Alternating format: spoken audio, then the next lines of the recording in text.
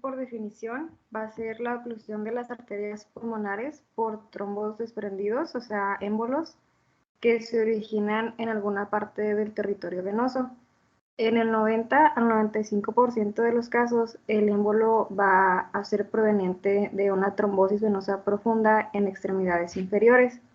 Y en el 5 o 10% del resto de los casos, puede ser de extremidades superiores, de venas prostáticas, venas uterinas o venas renales.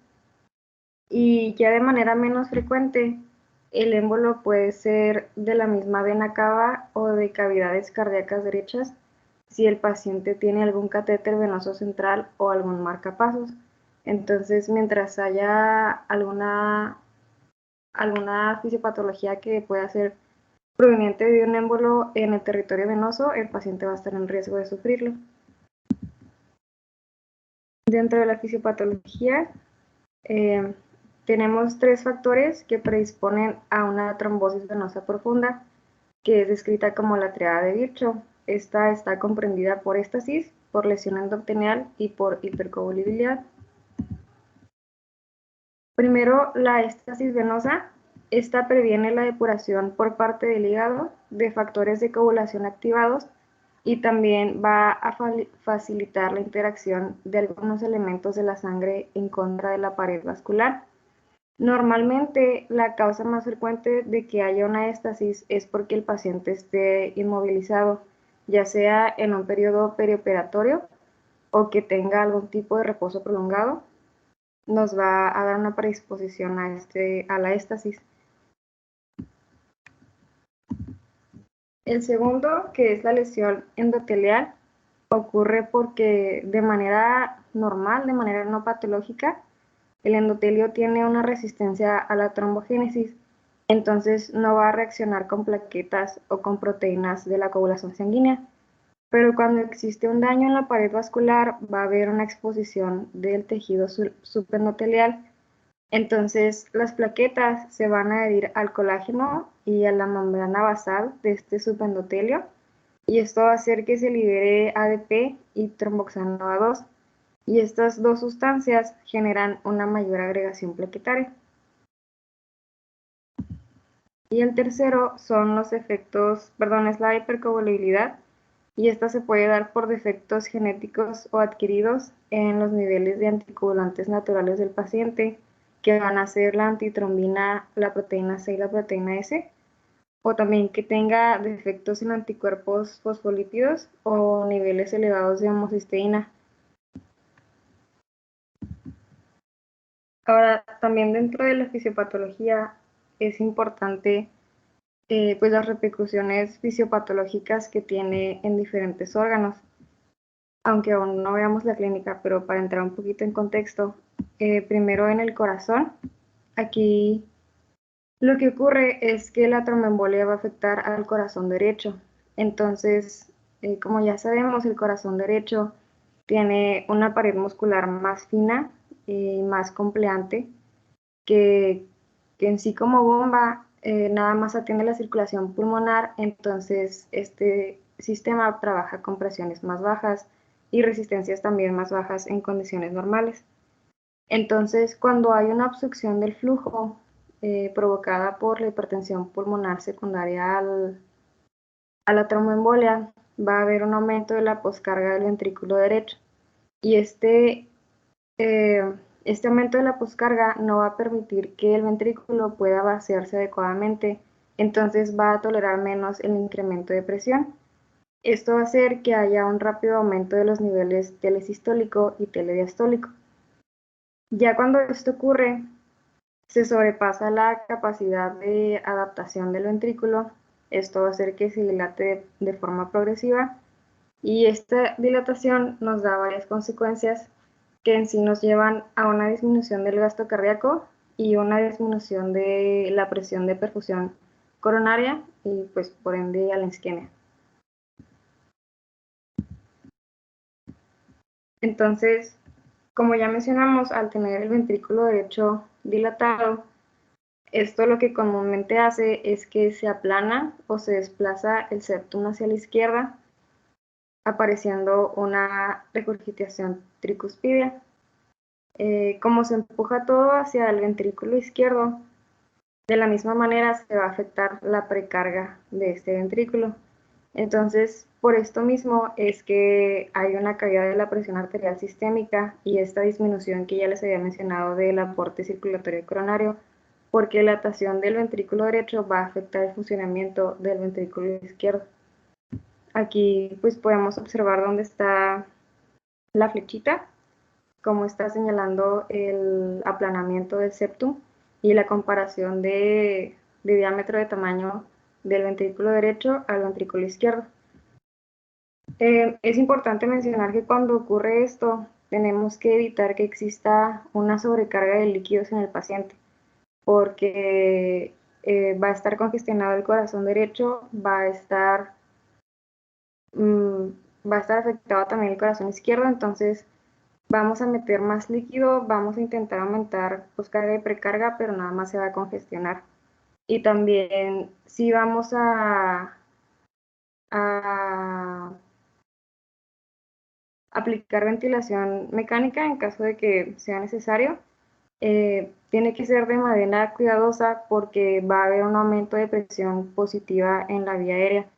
Entonces, esto nos va a dar una disminución del retorno venoso derecho, aumentándonos todavía más la poscarga. Dentro de las repercusiones pulmonares, lo que ocurre fisiológicamente de manera inmediata después de la tromboembolia pulmonar aguda es que va a haber un aumento del espacio muerto alveolar. Después sigue la broncoconstricción, pueden aparecer atelectasias por constricción del espacio aéreo pulmonar que esté afectado, va a haber taquipnea e hipoxemia y alteraciones del surfactante pulmonar que van a hacer que empeore todavía más la estabilidad de los alvéolos. Entonces, cuando ocurre el aumento del espacio muerto alveolar, aquí continúan ventilándose los alvéolos, pero no va a haber perfusión. Entonces, por ejemplo, si la oclusión no es completa, va a haber una perfusión insuficiente para el grado de ventilación que nos va a dar una vía aérea donde las relaciones de ventilación-perfusión van a ser elevadas. Ahora, la taquipnea, que es otro de los principales hallazgos clínicos, aquí va a haber un leve aumento del volumen corriente porque se estimulan los receptores J del territorio que esté afectado. Y esto nos va a dar una hiperventilación con una caída leve o moderada de la presión parcial de dióxido de carbono. Y la hipoxemia, que va a ser uno de los signos más frecuentes que encontremos, se va a atribuir a diferentes mecanismos. Uno de ellos es la alteración en la relación ventilación-perfusión, porque por un lado va a haber zonas de espacio muerto alveolar donde la perfusión es nula, y en otras zonas va a haber permeabilidad, o sea, van a ser zonas con hiperflujo, entonces va a haber una alteración completa. También se puede atribuir a una reducción del gasto cardíaco, esto por la insuficiencia cardíaca derecha que ya comentamos, y también porque exista un cortocircuito intra o extrapulmonar. Esto casi siempre es secundario a algún tipo de edema o de colapso alveolar. Y aquí pues tenemos un pequeño diagrama donde nos dice la fisiopatología de tromboembolia y sus repercusiones. Si tenemos el émbolo y afecta al lecho vascular, esto nos va a aumentar la resistencia vascular, que nos va a dar la hipertensión pulmonar. Esto nos puede llevar a este shunt o a este cortocircuito intra o extrapulmonar, que nos da hipoxemia, o a un cor pulmonar. Y esta misma disminución del lecho vascular nos va a disminuir la perfusión, que aumenta el espacio muerto y disminuye el surfactante pulmonar, cosas que nos van a ocasionar la atelectasia o la alteración de la relación ventilación-perfusión, igual dando la hipoxemia.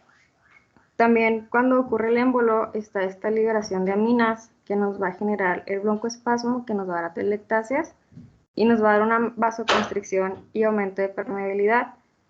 Todo esto, pues como pueden observar, se termina en hipoxemia o en taquipnea, que van a ser los signos principales de la tromboembolia. Ahora tenemos que tomar en cuenta los factores de riesgo. Hay dos tipos o dos clasificaciones. Cuando esta se asocia a factores de riesgo desencadenantes, se va a clasificar como provocada secundaria, y cuando no existen estos factores de riesgo, se denomina no provocada, espontánea o idiopática. Entonces, en el caso de una tromboembolia provocada, vamos a tener tres categorías, que son el riesgo alto, el riesgo moderado y el riesgo bajo. Para el riesgo alto tenemos la prótesis o fractura de cadera o rodilla, una cirugía mayor, un politraumatismo y daño espinal. Dentro del riesgo moderado está la inmovilización con férula, un ictus con parálisis, que esté en puerperio, que haya existido una tromboembolia o una TBP previa, que el paciente esté con fármacos o dispositivos hormonales estrogénicos, que tenga cáncer o esté en quimioterapia, la enfermedad inflamatoria intestinal, que son CUS y Crohn, la artroscopia de cadera, catéteres venosos centrales y trombofilias. Y ya dentro del riesgo bajo entra la edad avanzada, la cirugía laparoscópica, que el paciente esté en reposo más de 3 días, haya tenido viajes prolongados, tenga obesidad mórbida o varices y embarazo. Dentro de la clínica, en la mayoría de los pacientes se sospecha que existe una tromboembolia pulmonar si hay disnea, dolor torácico, hipertensión arterial o shock, y hemoptisis. También si tiene signos objetivos de fallo del ventrículo derecho, que ahorita los vamos a ver más escritos. Y existe un valor diagnóstico de estos signos y síntomas dependiendo de la sensibilidad y especificidad. Como podemos ver, el valor que tiene, el síntoma que tiene más sensibilidad es la disnea, el que tiene más especificidad es el cuarto ruido cardíaco, que entra, cuarto ruido cardíaco y segundo ruido cardíaco son parte de los signos sugestivos de fallo de ventrículo derecho. También el valor predictivo positivo más alto, que es el BPP, lo tienen estos signos sugestivos de fallo de ventrículo derecho, y el valor predictivo negativo va a ser para el segundo ruido. Entonces, bueno, también tenemos que saber que la tromboembolia pulmonar puede ser completamente asintomática y la vamos a descubrir de manera casual cuando hacemos pruebas diagnósticas para sospecha de otra enfermedad. Entonces, si hay un paciente con disnea que sea relativamente nueva o que empeore, que llegue con dolor torácico, que ya haya tenido síncope o una hipotensión que no tenga explicación, tenemos que descartar otros diagnósticos porque es sospecha de TEP y hacer pruebas complementarias que ahorita las vamos a ver más adelante. Sin embargo, pues ninguna de estas pruebas va a ser completamente acertada para el diagnóstico, entonces tenemos que basarnos mucho en la sospecha clínica, aunque sea un poquito vaga. Dentro de estas pruebas diagnósticas se recomienda más que nada usar escalas clínicas como la de Wells y como la de Ginebra, que sean como primer escanol para el paciente que esté hemodinámicamente estable. La escala de Wells nos dice que nos da una puntuación dependiendo del diagnóstico alternativo más probable que un TEP, si hay signos o síntomas de TBP, si hay antecedentes de cualquiera de estas dos patologías, si el paciente ha estado inmovilizado al menos 3 días o cirugía en el último mes. Nos habla de la frecuencia cardíaca, de la hemoptisis y de cáncer en tratamiento activo o paliativo en los últimos 6 meses. Esta escala se complementa, bueno, dentro de esta escala el puntaje se complementa con los resultados que obtengamos del dímero D, que se los voy a explicar adelante, para darnos baja probabilidad, intermedia probabilidad y alta probabilidad, o poco probable y probable, esto dependiendo del resultado de dímero D. Y la escala de Ginebra también nos da puntuación sin tomar en cuenta el dímero D, esta únicamente nos menciona edad, antecedentes y diferentes características como las que pueden ver aquí, algunas parecidas a la escala de Wells. Ahora el dímero D, este es un producto de degradación de la fibrina que está presente en el trombo. Entonces se va a generar cuando esta fibrina es proteolizada a plasmina. Esta prueba es de alta sensibilidad, pero de baja especificidad porque también se eleva en situaciones como el cáncer, cuando hay infecciones, embarazo o incluso si nada más hay edad avanzada. Sin embargo, el valor predictivo negativo es alto. Entonces, si tenemos un dímero D normal, es muy poco probable que el paciente tenga una tromboembolia pulmonar. Por eso debe complementarse el dímero D elevado con la escala de Wells o comprobarlo con otros métodos diagnósticos de imagen. De entre los valores de referencia, un valor inferior a 100 nanogramos sobre mililitro es relativamente normal y ya valores superiores a 500 sugieren que haya una coagulación intravascular diseminada. Se usa en artículos recientes, se usaba un límite de corte de 200 nanogramos sobre mililitro con una sensibilidad del 94% y un valor predictivo positivo del 92% para una TBP distal. Entonces, pues ya ahí es a criterio del médico si usa el límite de corte de 200 acompañado de la clínica o si espera valores superiores de 500. Si vamos a usar el dímero B, el ELISA cuantitativo es el que tiene mayor sensibilidad diagnóstica con el 95%, que es el más recomendado, y su especificidad disminuye con la edad. Entonces, en pacientes mayores de 80 años, algunos artículos lo referían ya mayores de 70, se tiene que hacer un corte ajustado por edad, donde se dosa edad por 10 nanogramos sobre litro. Esto pues creo que da una sensibilidad igual como el 97%, pero sí hay que tomarlo en cuenta para pacientes de edad avanzada. Ahora tenemos la radiografía de tórax. Esta va a parecer normal en el 15% de los casos y entre los hallazgos más frecuentes va a haber atelectasias, derrame pleural, elevación del hemidiafragma y cor pulmonar. Aquí podemos ver del lado derecho del paciente que hay atelectasias laminares en la parte inferior y del lado izquierdo tiene un derrame también en el tercio inferior. Esto nos habla de un TEP agudo. Este es un cor pulmonale, podemos ver que hay un aumento ilear, también que hay un aumento del cono de la arteria pulmonar y una cardiomegalia.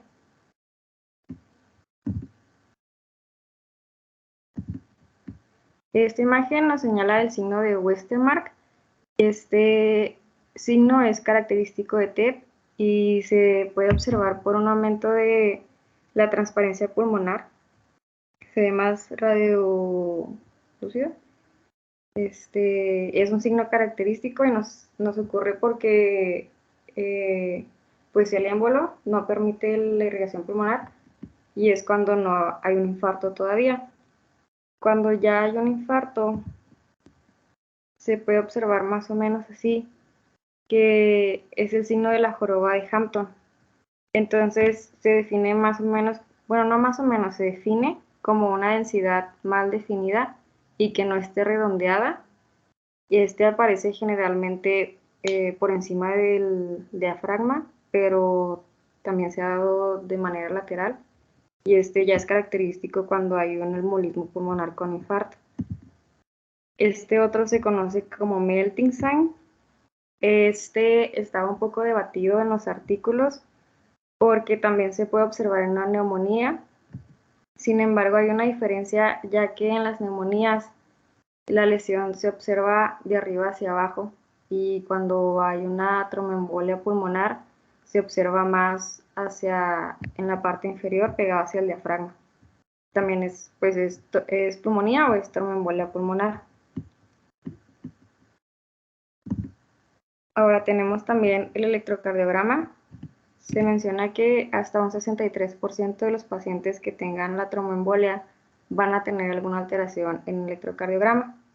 Los hallazgos más frecuentes van a ser la taquicardia sinusal, la inversión de la onda T, el bloqueo de rama derecha, alteraciones del segmento ST, arritmias supraventriculares y trastornos de la conducción. Y luego, por ejemplo, en estos dos electros En el de arriba es un trazo en condiciones basales y el de abajo es un trazo del mismo paciente, pero ya cuando tuvo el evento de tromboembolia pulmonar. Entonces podemos ver que trae ya una taquicardia sinusal, también trae una sobrecarga del ventrículo derecho, por ejemplo esta desviación en B3 y en B4 que nos hablan de esta sobrecarga. Entonces también es importante considerarlo para pacientes que estén hemodinámicamente estables. Tenemos la angiografía torácica por TC. Este es el método de elección para pacientes en los que exista esta sospecha, porque nos permite visualizar las arterias hasta un nivel segmentario. Entonces, si se muestra una embolia a nivel segmentario o más proximal, esta prueba de imagen nos va a dar la respuesta, pero su valor predictivo va a ir disminuyendo si va disminuyendo la probabilidad de tromboembolia pulmonar porque ya no va a estar a nivel segmentario. Entonces tenemos en esta foto donde está la flechita, este es el signo del anillo. Este nos corresponde al contraste que rodea el trombo en un vaso. Este se puede observar cuando es una tromboembolia pulmonar aguda, porque el trombo va a estar en una posición central. Y cuando ya es una tromboembolia pulmonar crónica, el trombo se hace marginal, entonces no se observa el signo del anillo. En esta imagen es el signo del rail como camino, y aquí el trombo lo vamos a observar como un defecto intraluminal en arteria pulmonar y va a estar rodeado, bueno, un poquito rodeado por un halo de contraste. Y como pueden ver, pues sí se observa como un caminito como el rail, por eso se le conoce así. Y en esta última imagen hay un aumento del tamaño de la arteria pulmonar. Esto nos va a decir que hay un defecto en la represión que nos va a hacer sospechar del tromboembolismo. Ahora la gamografía pulmonar, esta se reserva para mujeres embarazadas donde la ecografía fue negativa y la sospecha clínica es alta. También en pacientes con alergia a contrastes yodados y algunos casos de insuficiencia renal. Una gamografía de alta probabilidad va a confirmar la tromboembolia si hay una probabilidad clínica alta o intermedia, no si es baja, tampoco si hay una relación con la perfusión concluyente. Entonces, en esta imagen va a haber una distribución irregular del aerosol, se menciona, y de los marcadores reactivos en ambos pulmones. Y luego, donde está la flecha, es la fase de perfusión, y podemos ver que hay una hipoperfusión. Esto nos da la sospecha de que exista una embolia, una tromboembolia pulmonar en esta zona del pulmón. Ahora la ecografía venosa de extremidades inferiores, esta pues va a ser el método de elección para la detección de tromboembolia, de TBP, que sea concomitante en pacientes con TEP. Esta nada más se reserva ahorita para exploración en mujeres embarazadas, donde sí exista la sospecha de embolia pulmonar, y para pacientes que tengan discordancia entre la probabilidad clínica y el resultado que tengamos en las pruebas de imagen. La angiografía pulmonar fue por mucho tiempo el estándar de oro para TEP, pero ahorita ya no se utiliza tanto porque se selecciona mejor la angio-TC. Entonces, cuando realicemos una angiografía pulmonar, el diagnóstico se va a basar en una evidencia del trombo que se pueda mostrar como algún defecto de llenado o como amputación de una rama arterial pulmonar. En estas imágenes se observa el defecto de llenado en el tronco pulmonar derecho.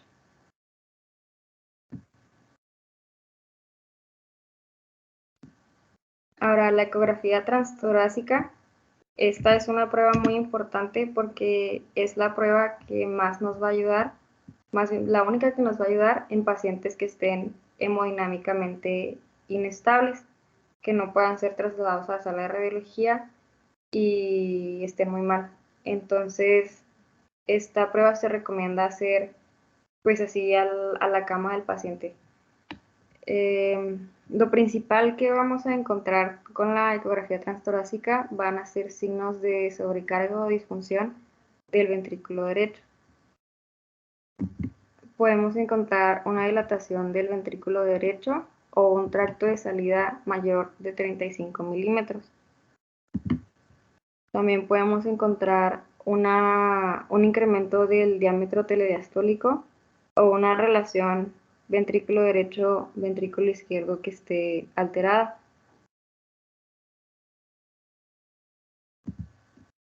También podemos ver el aplanamiento septal o abombamiento hacia el ventrículo izquierdo que les enseñé en una de las primeras radiografías. Si existe un gradiente de regurgitación tricuspidio mayor a 60 milímetros de mercurio,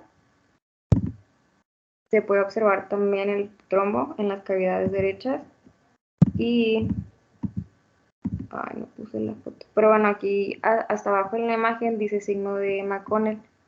Este es un signo que se observa nada más con ecografía, donde la pared del ventrículo derecho va a tener una contractilidad deprimida por la misma dilatación que va a tener. Entonces esto nos va a hablar ya de sospecha de tromboembolia pulmonar. Ahora, dentro de la clasificación, la AJA clasifica el tromboembolismo pulmonar en masivo, submasivo y de bajo riesgo. El masivo es donde el paciente presenta una inestabilidad hemodinámica, es de riesgo alto y tiene una mortalidad del 9 al 22% en 30 días. El submasivo es cuando provoca una disfunción cardíaca, que se puede observar en imagen o en elevación de biomarcadores, que ahorita vamos a mencionar. Este tiene un riesgo intermedio alto o intermedio bajo, dependiendo de lo que observemos en imágenes y de los biomarcadores, y una probabilidad de mortalidad desde el 6 hasta el 7.7%.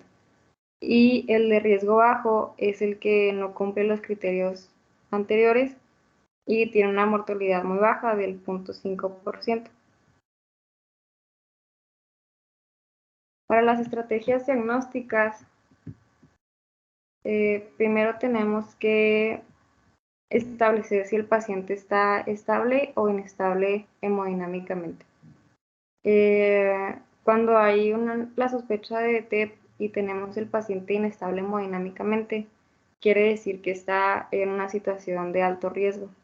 Entonces, la prueba inicial que vamos a hacer es la ecografía cardíaca transtorácica y esta nos va a dar la evidencia de la hipertensión pulmonar aguda y de la disfunción del ventrículo derecho. Entonces, lo que vamos a hacer en un paciente muy inestable, esta evidencia de disfunción del ventrículo derecho ya es motivo suficiente para una reperfusión inmediata. Entonces, tan pronto se pueda, hay que confirmar el diagnóstico por angiografía TC. Si no se puede, si está de plano muy inestable, no lo podemos llevar a angio TC. Empezamos ahí mismo tratamiento, que lo vamos a ver ahorita más adelante, pero esta es la manera de abordar el paciente. Y cuando hay sospecha con estabilidad hemodinámica, tenemos que determinar el dímero D en plasma y combinarlo con la valoración de la probabilidad clínica. Después, se recomienda la angio-TC como prueba de segunda línea para pacientes con los valores de dímero D elevados y como primera línea para los pacientes de alta probabilidad clínica. De cualquier manera, pues se va directo a TC. Y también dentro del artículo se mencionaba como opción válida la gammagrafía por todo esto de la relación flujo-perfusión, pero como ya vimos, pues últimamente se ha mantenido reservada para mujeres, para jóvenes, para pacientes con insuficiencia renal. Entonces, como primera instancia es la estabilidad hemodinámica y de ahí vamos a pruebas de imagen con compatibilidad clínica. Se recomienda el uso de estos como algoritmos donde nos dice que si hay una inestabilidad hemodinámica, es directa ecocardiografía. Si no hay sobrecarga del ventrículo derecho, buscar otras causas, y si está comprobada la sobrecarga, tratamiento específico de reperfusión primaria.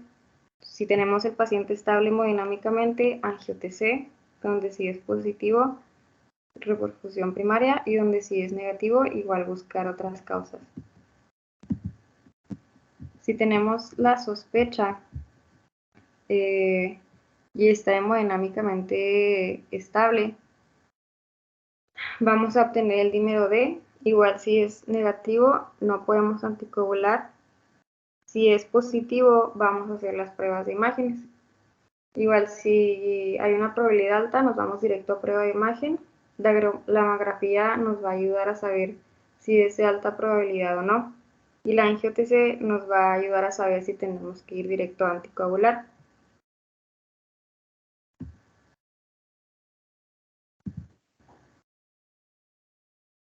Tenemos que hacer una diagnóstica de los pacientes que tengan TEP.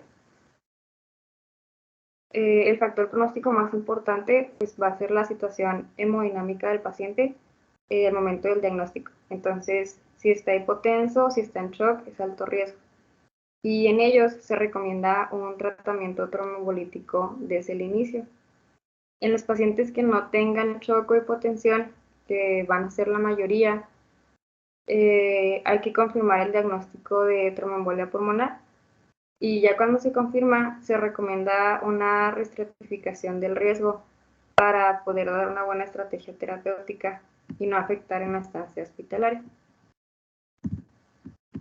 Tenemos unas escalas clínicas de Pulmonary Embolism Severity Index, o PESI, y pues estas son las más validadas que existen. Este nos va a hablar sobre la edad del paciente, el sexo, si tiene cáncer, si tiene insuficiencia cardíaca, alguna enfermedad pulmonar crónica, una frecuencia cardíaca mayor a 110 latidos por minuto, una tensión arterial sistólica menor de 100, frecuencia respiratoria mayor de 30 por minuto, temperatura menor de 36, un estado mental alterado, una saturación de oxígeno menor a 90. Entonces todo esto nos va a dar puntos. Dependiendo de lo que obtengamos, podemos saber qué clase de 1 a la 5 está clasificado el paciente, si es de riesgo muy bajo, bajo, intermedio, alto, riesgo muy alto. Y esta clasificación se usa principalmente para saber qué abordaje vamos a usar, si está estable, si no está estable. En los pacientes que tengan un riesgo intermedio, hay que reevaluar también el riesgo, porque pueden complicarse de manera muy rápida. Y esto lo vamos a hacer vigilando el estado del ventrículo derecho.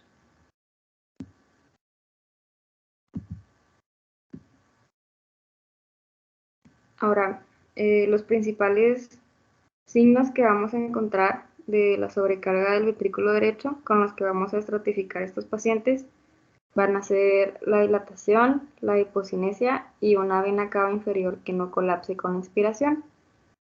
Si existe esta sobrecarga por presión del ventrículo derecho, va a estar asociado a un mayor alargamiento miocárdico. Esto nos va a dar lugar a la liberación de péptidos natriuréticos en la circulación. Entonces, la concentración plasmática de estos péptidos natriuréticos va a reflejar la gravedad del deterioro hemodinámico y la gravedad de la disfunción del ventrículo derecho. Se ha establecido que los valores del péptido natriurético tipo B mayor a 600 van a ser indicativos de riesgo elevado. Y si hay una elevación de troponinas, se va a asociar a un peor pronóstico y mayor riesgo de mortalidad. Ahora, para el tratamiento dentro de la fase inicial o fase aguda, que es dentro de los primeros 3 a 6 meses, vamos a tener como objetivo la estabilización médica del paciente, el alivio de los síntomas, la resolución de la obstrucción vascular y prevenir recurrencias. Para el alivio de los síntomas, los pacientes tienen que recibir oxígeno suplementario para conseguir una mayor saturación. de preferencia mayor al 92%, y porque la oxigenoterapia, más que nada en pacientes que tengan sobrecarga del ventrículo derecho, va a actuar como vasodilatador, y esto nos puede ayudar a disminuir la presión de las arterias pulmonares. Y para el dolor torácico, que sea de tipo pleurítico, se puede aliviar con AINES en un plazo no mayor de 28 a 48 horas. Cuando se trata de la resolución de esta obstrucción vascular, la mayoría de las veces se obtiene nada más con el tratamiento anticoagulante convencional, y esto va a ser apoyado por el sistema endógeno fibrinolítico, que nos va a ayudar a resolverlo y a desarrollar la circulación colateral. Dentro del tratamiento fibrinolítico, lo que va a hacer es que va a restaurar la perfusión pulmonar más rápido que la anticoagulación con la heparina no fraccionada sola. Entonces, está indicado en pacientes que tengan shock secundario al TEP masivo con un riesgo de sangrado bajo, o sea, los pacientes que estén hemodinámicamente inestables. Los fármacos disponibles son el activador tisular de plasminógeno recombinante, también va a ser la urosinasa y la streptosinasa. El RTPA va a ser de 100 miligramos en 2 horas o 0.6 miligramos por kilogramos en 15 minutos. La urosinasa con 3 millones de unidades internacionales en una pauta de 2 horas, y la streptosinasa con 1.5 millones de unidades en 2 horas. Con estos fármacos, con el tratamiento fibrinolítico, la disolución va a ser más rápida y más completa que en los pacientes que estén nada más anticoagulados, pero la mortalidad es la misma y el coste económico es más elevado. Entonces hay que tomar esto en cuenta.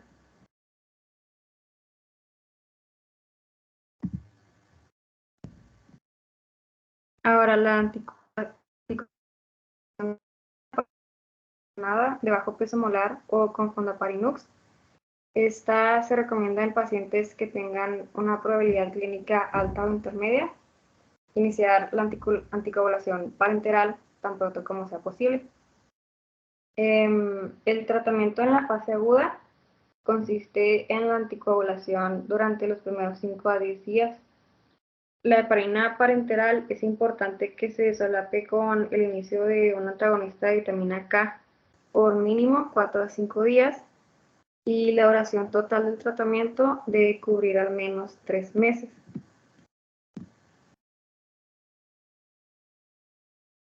Primero tenemos la heparina no fraccionada.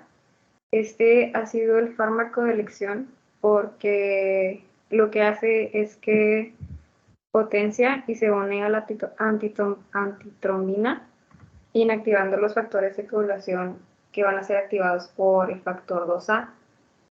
Esta se usa por vía intravenosa en infusión continua y requiere una monitorización de tiempo parcial de tromboplastina activado, que tiene que ser 1.5 a 2.5 veces más alto de lo normal o veces del control. Este actualmente está indicado en pacientes donde se considere el tratamiento fibrinolítico, pero que tengan alto riesgo de sangrado o que va a ser anticoagulado. Esta se va a dar en una dosis de 18 unidades internacionales por kilo por hora por perfusión intravenosa. Ahora, las heparinas de bajo peso molecular, estas proceden del fraccionamiento de la no fraccionada y tienen una acción anti-DISA. En la mayoría de los estudios se menciona que las heparinas de bajo peso molecular y la no fraccionada son iguales en términos de eficacia y de seguridad cuando estamos en la fase aguda. Estas se van a administrar ajustadas al peso del paciente y no requieren estar monitoreadas como la no fraccionada, nada más en pacientes que tengan insuficiencia renal o que estén embarazadas, porque el principal efecto secundario pues va a ser la hemorragia. ¿Y qué más? Pues los fármacos que están disponibles va a ser la enoxaparina en una dosis de 1 miligramo sobre kilogramo, una pauta cada 12 horas, o de 1.5 cada 24 horas.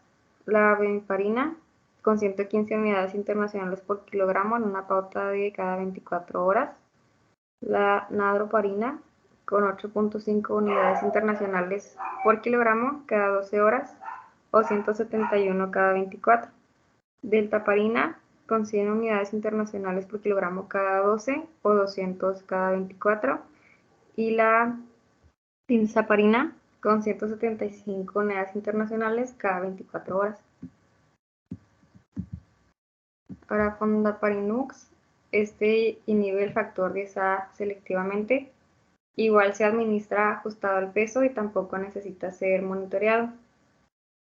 Comparando con las heparinas no fraccionadas, tampoco hay diferencias en la tasa de recurrencia o de sangrados o de mortalidad.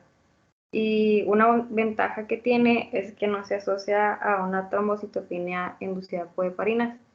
Este se va a administrar por 5 miligramos si el paciente pesa menos de 50 kilogramos, 7.5 si pesa de 50 a 10 y 10 miligramos si pesa más de 6 kilos, los tres en una pauta de cada 24 horas. Ahora la vitamina K, su acción se basa en la alteración de síntesis de los factores de coagulación que son vitamina K dependientes, como el 2, el 7, el 9 y el 10. Y también afecta a las proteínas inhibidoras de la coagulación, que son la C y la S. Los que se usan con más frecuencia pues van a ser el acenocumarol y la warfarina. Tenemos que iniciar el tratamiento con anticoagulantes orales lo antes posible y la dosis se va a ajustar en función de tiempo con la protrombina o con lo que se conoce como International Normalized Radio, que es el INR. Tenemos que, bueno, se considera que la anticoagulación está óptima cuando tenemos una protrombina de 1.3 a 1.5 veces el control o cuando el INR está de 2 a 3.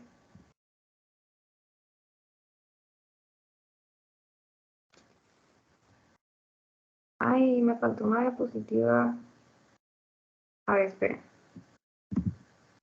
Déjenme ver si está acá.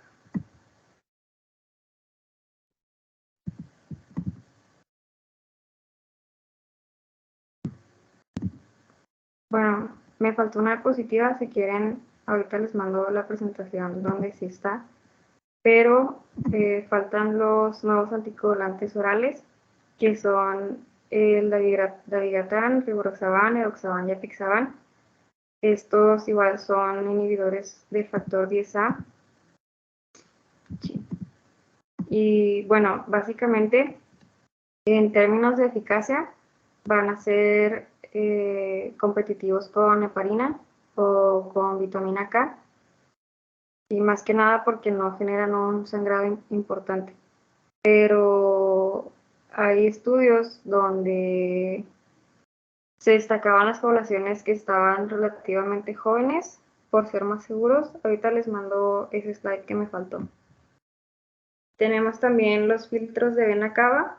Estos ya están indicados en pacientes que estén hemodinámicamente estables, que tengan esta tromboembolia aguda y que tengan contraindicaciones absolutas para los fármacos anticoagulantes. También en pacientes que tengan un embolismo pulmonar recurrente, a pesar de que ya se dio el tratamiento adecuado. También está la trombolectomía quirúrgica. Esta está indicada en pacientes que tengan una tromboembolia pulmonar de alto riesgo, que esté contraindicada la fibronólisis o donde ya se intentó pero igual fracasó el tratamiento corriente. Y también está indicada para pacientes con trombos que estén en la aurícula derecha o aurícula izquierda. Y este es un diagrama donde se resume un poquito el tratamiento terapéutico cuando se trata de un TEP agudo. Si está inestable hemodinámicamente y no hay contraindicación, nos vamos directo a fibrinólisis. Si hay contraindicación o fracaso de este tratamiento, hacemos trombectomía o fragmentación mecánica del trombo.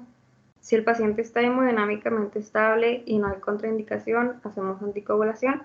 Y si hay contraindicación para la anticoagulación, usamos el filtro de vena cava. Ahora, el tratamiento a largo plazo. Este riesgo de que exista una recurrencia va a depender de la eficacia del tratamiento del episodio agudo, de la duración del tratamiento, porque ya dijimos que mínimo son 3 meses, y de la posibilidad de que el paciente tenga algún factor de riesgo para sufrir un nuevo episodio. Estos factores de riesgo que nos van a aumentar pues las duraciones la recurrencia va a hacer que exista este tratamiento menor a 3 meses, que sea hombre o que sea de edad avanzada, que el paciente presente obesidad, que tenga el dímero D elevado, que tome algunos fármacos antipsicóticos, ciertas enfermedades crónicas de enfermedad inflamatoria como CUSI y Crohn. Entonces, básicamente, en pacientes que tengan un primer episodio de tromboembolia pulmonar secundario a algún factor de riesgo transitorio quirúrgico o no quirúrgico, se recomienda el tratamiento anticoagulante por al menos 3 meses. En pacientes que tienen cáncer, se recomienda un tratamiento anticoagulante mínimo 3 a 6 meses, donde vamos a prolongar el tiempo de anticoagulación mientras la enfermedad esté activa. En pacientes que tienen una tromboembolia pulmonar no provocada, se recomienda el tratamiento anticoagulante por mínimo 3 a 6 meses y también se sugiere valorar el tratamiento indefinido, reevaluando de manera periódica la opción de retirar este tratamiento anticoagulante según el equilibrio hemodinámico que tenga el paciente y entre los riesgos de recurrencia y de sangrado. Y también se recomienda el tratamiento de por vida a la mayoría de los pacientes que tengan un segundo episodio de tromboembolia pulmonar no provocado. E igual va a ser necesaria una reevaluación periódica de esta indicación. Y pues eso sería todo de mi parte, no sé si tengan alguna duda.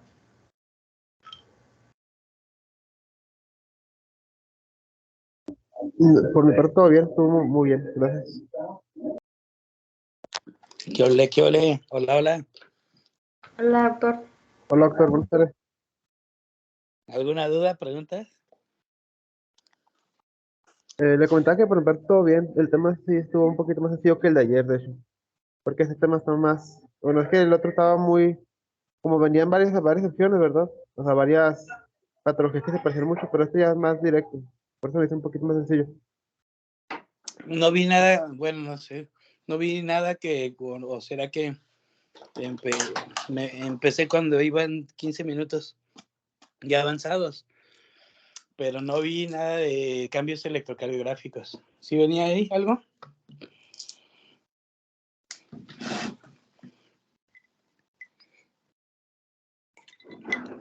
A ver, cualquiera de ustedes, ¿cuál es el cambio electrocardiográfico Pues más común en TEP? Menos el que dio el tema.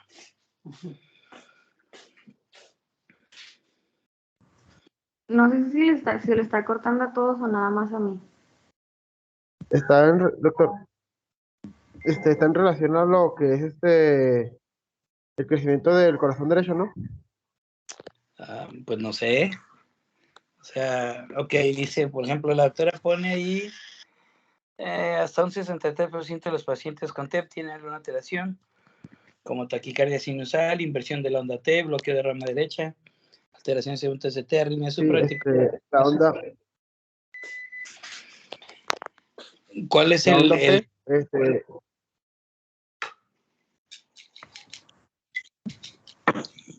cuál es el de esos, de todas esas alteraciones electrocardiográficas, cuál es la más común?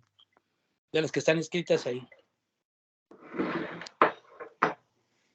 yo pienso en dos, no sé si a lo mejor estoy equivocado, pero puede ser una taquicardia sinusal o una onda T invertida de B1, B4. taquicardia sinusal o una T invertida de B1 a B4.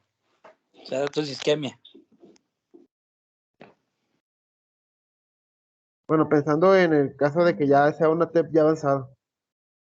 Es lo que yo imagino. Me da risa porque la última diapositiva de la doctora dice, en caso de un segundo T provocado, ya anticoagulante por vida. No provocado. Imagínate, si es que sobrevive, yo nada más le pondría ahí, si es que sobrevive a 2 TEP no provocados, pues anticoagulación de por vida. Sí. En la causa, bueno, ¿alguien ha oído el signo de Magin-White? Incluida la doctora No. también. ¿Cuál es el signo de Magin-White?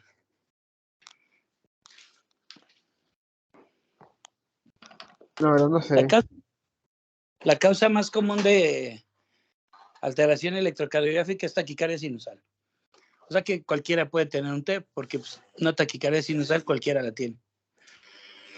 La causa más común radiográfica, que sí mencionó la joroba y el signo de Westermann y todos los... La causa más común radiográfica es tórax normal.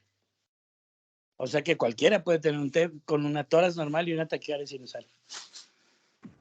Un 15% menos se ha hecho muy famoso el signo de Magin-White. ¿Qué es? Aquí es, César o...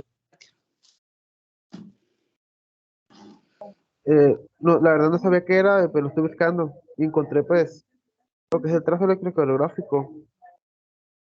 Y la verdad, a ver, es que no lo logro interpretar bien. Menciona, a ver, aquí ya creo que lo encontré.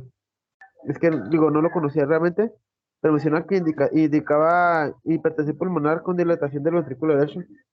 Dice que solamente entre el 15 y 25% de los pacientes con TEP va a presentar este signo.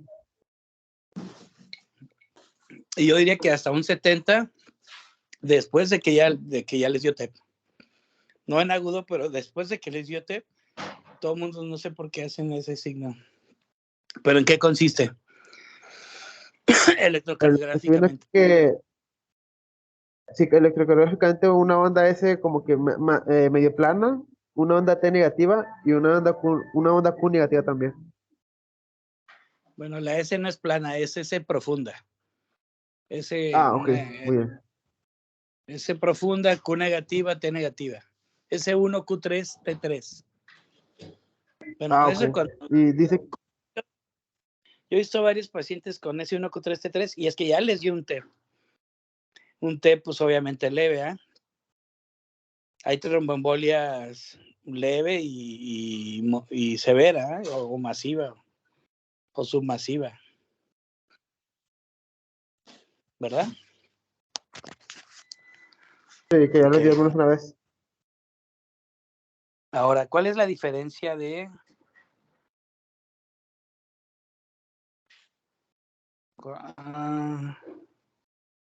¿Cuál es la diferencia?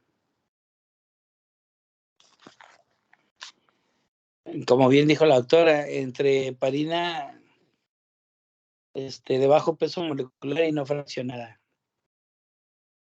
¿Alguna diferencia entre una de las dos? ¿Alguna preferencia entre una de las dos o una superior a la otra? Eh, sí, pues ahí yo recuerdo haberles visto eso en farmacología y pues tenía que ver con, creo que tenía que ver con no sé si la excreción o, pues la verdad no recuerdo más que allá la excreción, no sé si estoy equivocado ahí. Bueno, creo que, mm, pues sí, más que nada, lo único que se me ocurre ahorita, la verdad. La verdad no recuerdo Más muy bien bien de va eso. Sí me acuerdo de lo en visto, relación a pero la potencia. La Me parece. ¿O Me parece. ¿Cuál sería más indicada, César? Me parece que la no fraccionada. la no La no fraccionada, ¿no? fraccionada. ¿Mande? La no fraccionada sería. Ya Según de yo, preferencia contra la de bajo peso molecular, ¿eh? sí, según yo puedes usarla de ¿Sí, bajo verdad? peso molecular para mantenimiento. Sí. Y lo ideal es la de la no fraccionada, ¿no? En infusión, ¿no? ¿A qué dosis? ¿Qué dosis?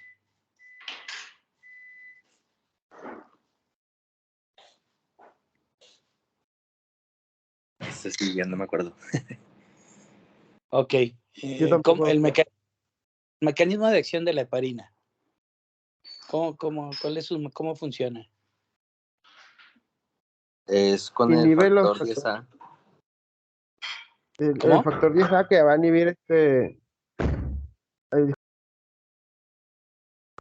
pues va a inhibir el factor 2A, 10A, perdón, y el factor 9A. ¿Sí es cierto? Disculpen el ruido. No, está bien. ¿Es cierto eso de la heparina no fraccionada? Que inhibe el factor 10A y no sé qué más. Pues sí, el factor 2A sería uno de los que se inactivan.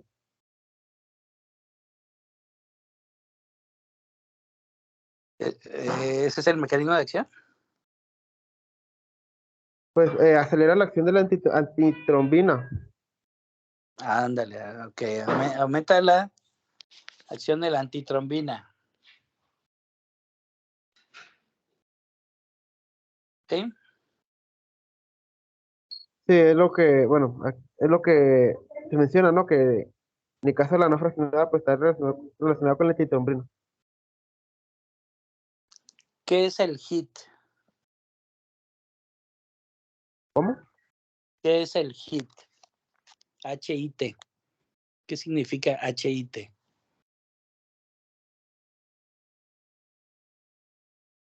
Para el que quiera contestar, ¿eh? Eh, Trombocitopenia inducida por heparina. Heparina inducida. Ajá. Okay. Es una complicación no muy común, pero como la preguntan en los exámenes, no sé por qué. Aunque no es muy común en la vida real. Ahora, vayamos a la vida real, entonces, ¿cómo identificas un paciente con tromboembolia pulmonar? ¿Cuándo lo sospechas? ¿Y cuándo inicias tratamiento? ¿Y qué tratamiento?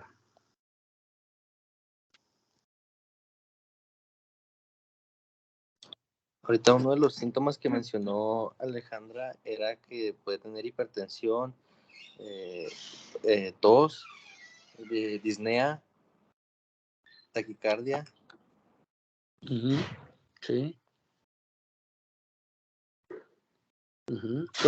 Súbita, ¿no? Sí, de inicio súbito. Inicio súbito. Fíjate, no sé, hay muchas formas de preguntar tromboembolia, pero creo que una ya se las había dicho. Chofer que maneja 20 horas, se baja del camión al baño y cae colapsado, ¿no? Porque ¿cuál es la triada esta de Virchow? Estasis sanguínea, lesión endotelial, ¿Otra vez?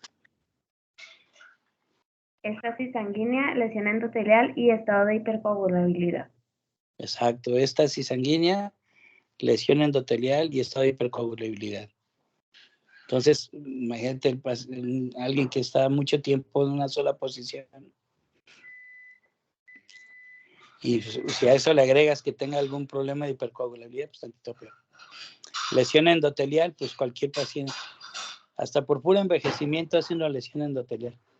Tabaquismo, alcoholismo, etcétera. Diabetes, hipertensión. Entonces, ¿qué tratamiento le das para prevenir la lesión endotelial?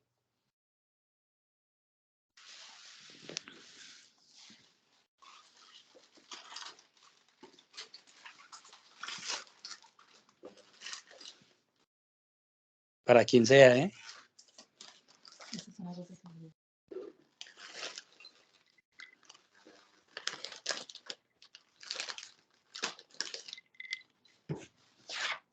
¿Con qué medicamento previenes la lesión endotelial?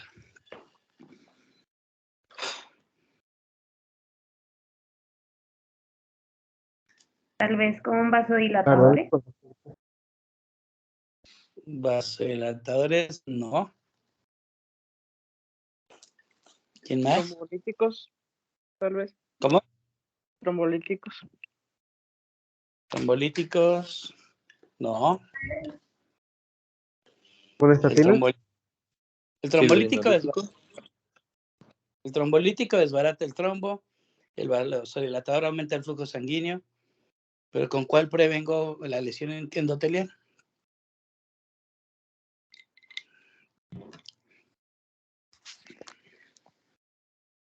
Es muy, Tendría que ver porque hay lesión, ¿no? Si la lesión endotelial es secundaria a hipertensión, pues a lo mejor antihipertensivos. O si es secundaria, no sé, aterosclerosis, estatinas o así. pues, fíjate, como dicen por ahí, como el burro que tocó la flauta, ¿no? O sea, no todos, no nada más los que tienen hipertensión, la lesión endotelial no es exclusiva de los hipertensos. Hay gente que tiene lesión endotelial y no es hipertenso, es diabético, etcétera, etcétera. O tiene insuficiencia vascular periférica o insuficiencia venosa, qué sé yo. Pero pues las estatinas previenen que se desprendan los trombos, ¿no? Entonces, con las estatinas vas a prevenir, se supone, antes, por eso dije, si no estoy preguntando por tratamiento cuando ya te está dando la embolia, ¿no? Con la embolia ya sé que el anticoagulante, los trombolíticos, realmente y para en la vida real, yo creo que aún utilizándolos le va igual al paciente. Los puedes utilizar, son muy... de hecho, ¿cuándo está indicado dar un trombolítico? De hecho. O a todos a todos los trombolizan. En cuanto diagnostican tromboembolia pulmonar, lo trombolizan. Nos había comentado que era dependiendo del tiempo que tienes una ventana en la que ya no se puede trombolizar. Cerebral o cardíaco, o miocardio. ¿Mande?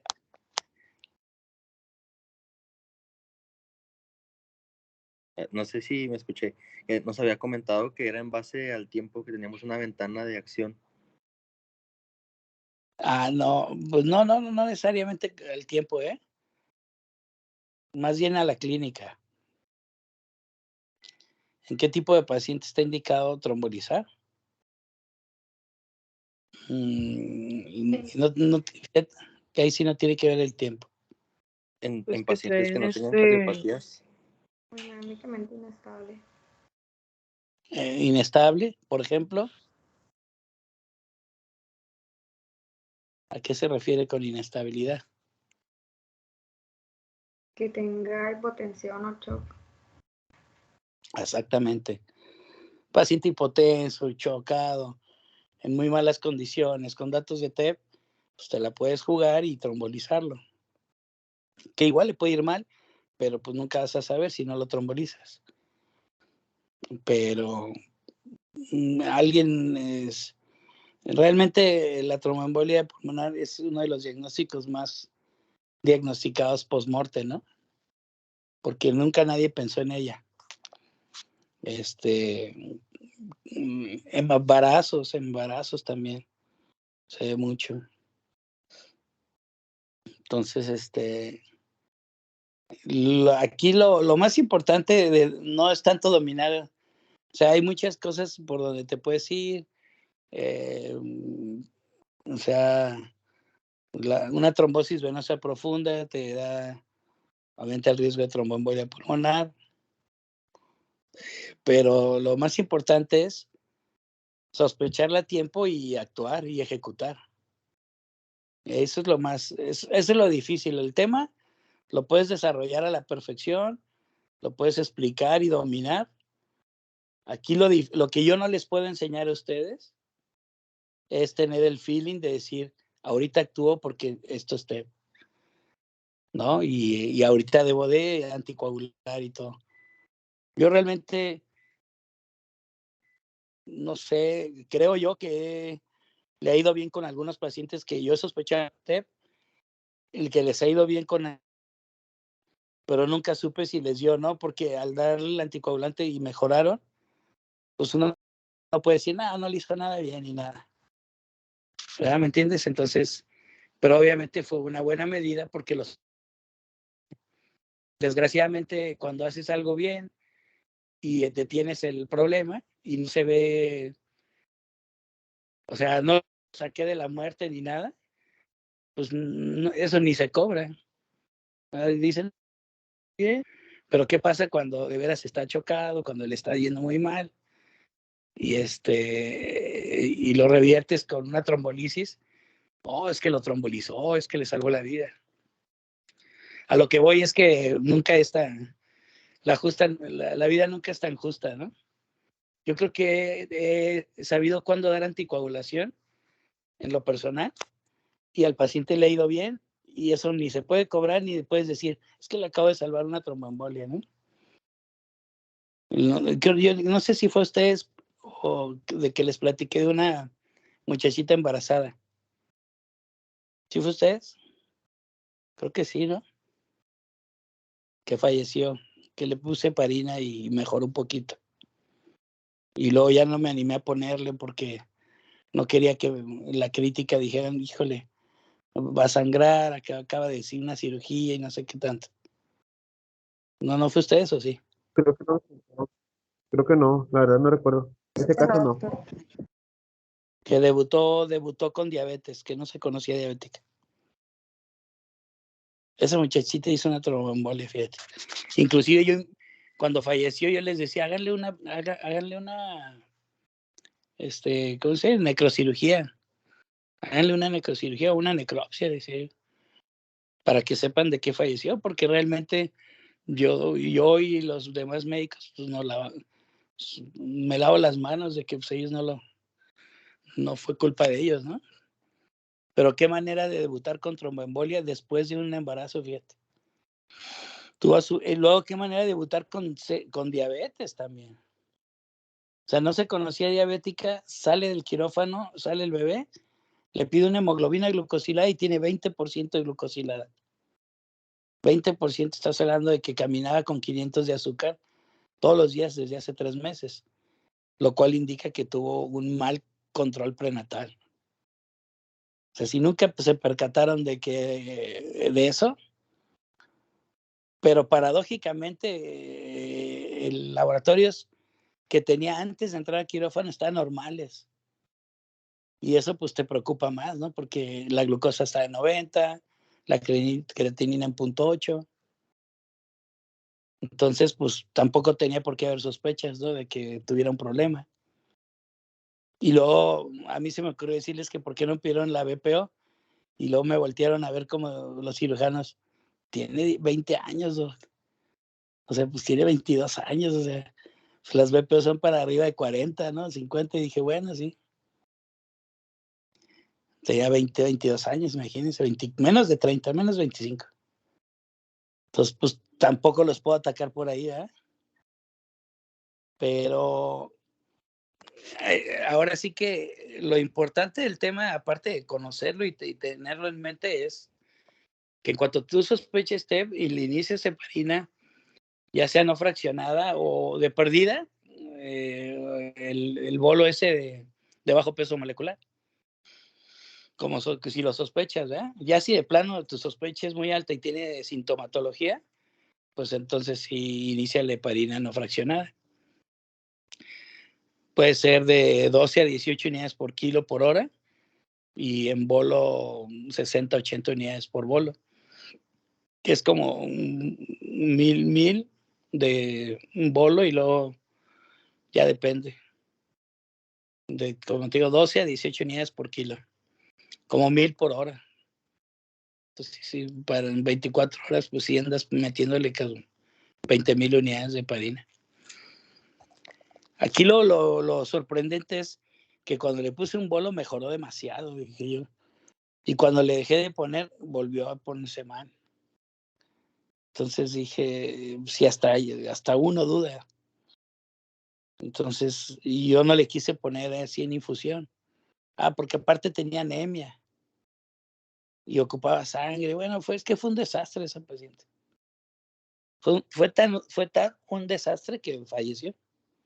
Dejó un niño, falleció la muchacha, desgraciadamente. Pero casi estoy seguro que tenía TEP. Como muchos que se mueren y pues de qué murió, quién sabe. Ya cuando no sepas de qué murió, piensa en tromboembolia o infarto. Es una TEP o un infarto. Así súbito, agudo. Y luego si ventila bien, todavía más sospecha. Una buena ventilación. ¿Por qué? Porque es un problema de perfusión, no de ventilación. ¿Ah? Ya habíamos visto eso. En alcalosis. ¿Cómo se ve una TEP? Pues con alcalosis respiratoria e hipocapnia, ¿no?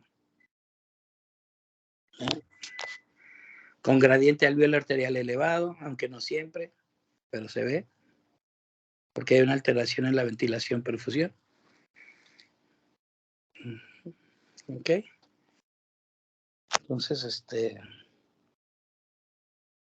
no sé, preguntas, muchachos, preguntas, dudas.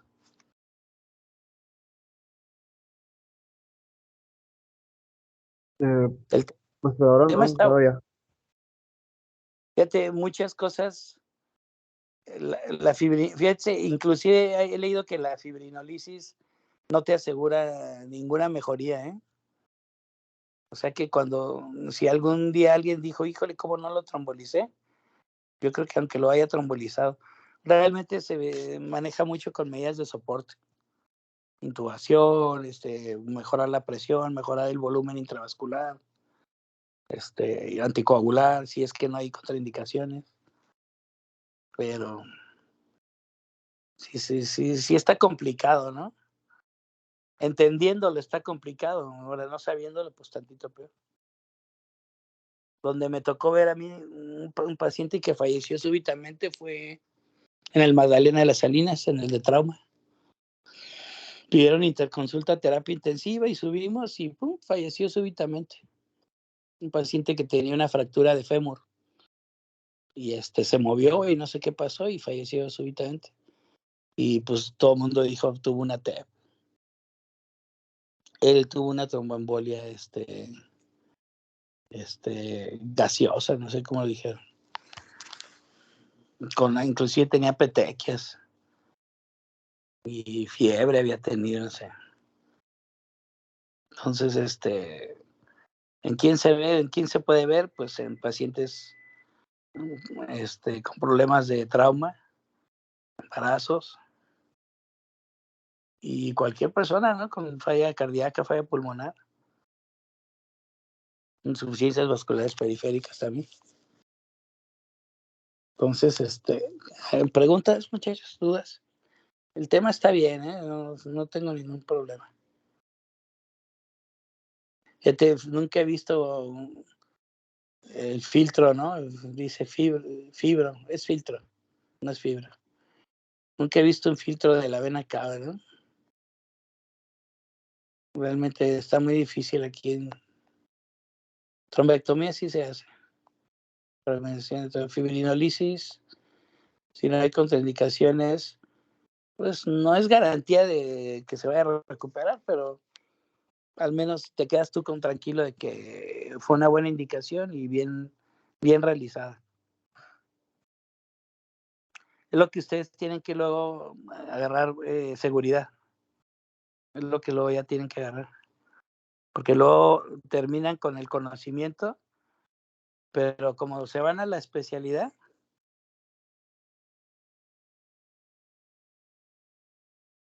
como se van al internado y eso, y empiezan a ver cosas que a veces no están correctas y ustedes dicen, pero yo cuando lo leí no era así.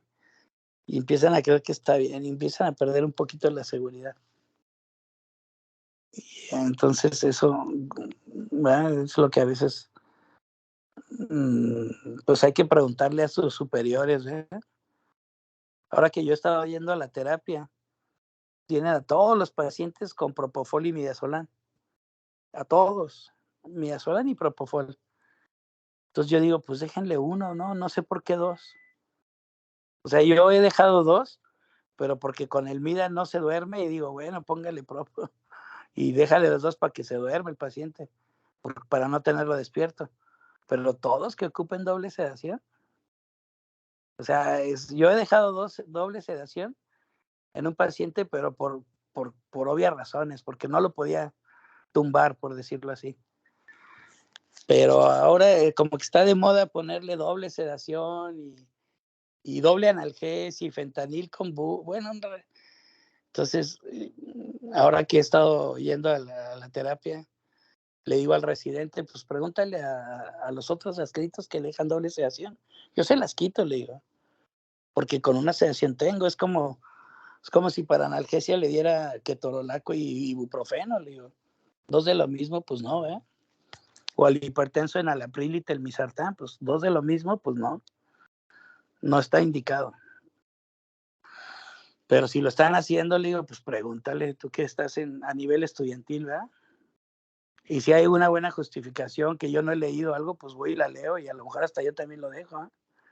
Pero mientras yo no lea nada y no sepa, quítale, güey. Entre menos le pongas, mejor. Como dicen las propias enfermeras. Y luego, ¿por qué preguntan por qué no se pueden despertar? Ahí andan pidiendo tomografía, que por qué no despierta. Pues no despierta porque está súper sedada, ¿no? Yo he visto pacientes que al quitarle la sedación, para destetarse de la sedación, se han pasado 4 días. 4 días que esto no despierta y no mueve nada, y ni se mueve. Y hasta tomografía le hacen, no tendrá lesión cerebral, pues ¿qué le pasó? Ya como al 5.º día ya empieza a despertar y todo bien. Quiere decir que estuvo con una sedación o mucho tiempo o muy prolongada, o tenía falla renal y casi no la eliminaba, o qué sé yo, ¿eh? Y pues ya ahí entran otros factores. En fin.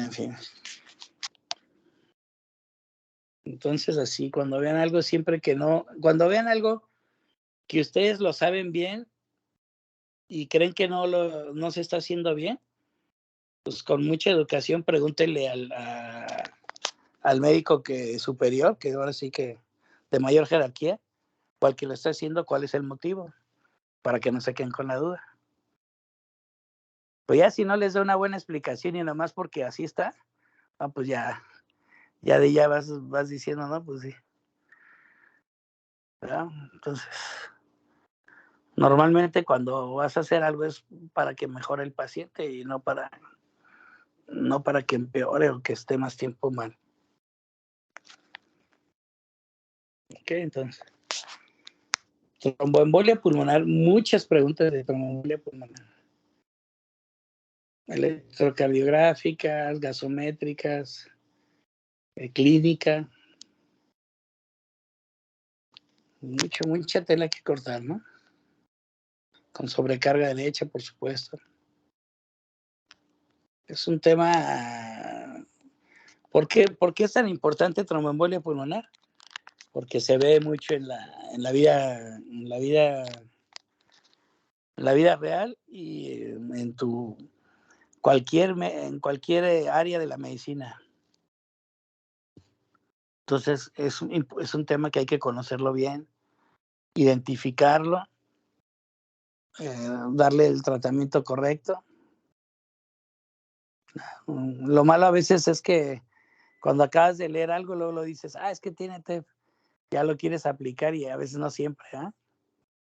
Sí es válido, pero pues tienes que tener buenas sospechas y una buena, ¿cómo se dice? Una buena justificación para pedir un estudio, para pedir algo. Como bien puso la doctora ahí, angiotac, pues no le erras, ¿no? La angiotomografía, pues no vas a errarle. Y si tienes un equipo de tercer nivel con buenos cirujanos, pues adelante, ¿eh? Pero sí, casi siempre nos agarra súbitamente y pues cuando es severa no hay nada que hacer. No hay nada que hacer. Con todo y anticoagulación fallecen los pacientes. Entonces, pues por eso lo mejor es la prevención. Muy bien, muy bien. Muy bien, muy bien. Muy bien, preguntas. Alejandra, ¿cuál es tu apellido, Alejandra? Doctora Alejandra. Soriano. Soriano. Excelente. Muy bien, ¿qué onda aquí? Nos vemos aquí en el hospital, nos podemos ver ahí, que son 4:30, en media hora.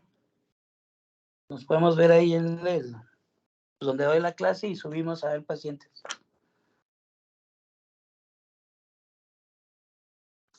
¿Qué les parece? Yo, doctor, no podría porque no tengo cómo moverme ahorita y haría mucho tiempo en llegar al hospital. Es una lamentable. ¿Los demás? Igual yo, de hecho, yo también estoy así, pero esa es mi situación. Estaba Lamentable, viendo ahorita cómo, lamentable, sí, lamentable. ¿Alguien más?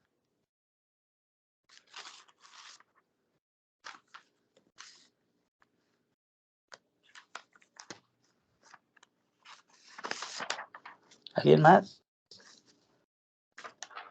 Nos vemos entonces ahí a las 5. Yo vivo en 5 minutos, la verdad. Hasta a pie yo creo me puedo ir. Mi clase termina, nomás les recuerdo, mi clase termina a las 6 de la tarde. Si los quiero ahí a las 5:30, les estoy dando una hora, que en una hora perfectamente pueden llegar. Solo que anden fuera de la ciudad. Nos vemos, no les voy a preguntar. Nos vemos 5:30 ahí. ¿Sale? Ok, doctor.